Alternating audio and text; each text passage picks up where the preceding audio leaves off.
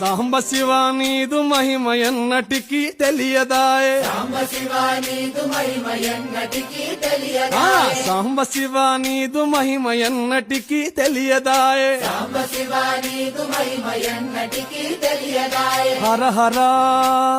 శివ శివ హర హర శివ శివ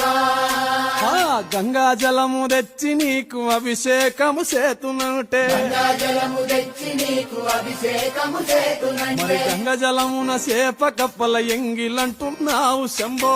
హర ఆహా. శివ శివ హర హర శివ శివ ఆ సాంబ శివ నీదు మహిమ ఎన్నటికీ తెలియదాయే హర హర శివ శివ ఆ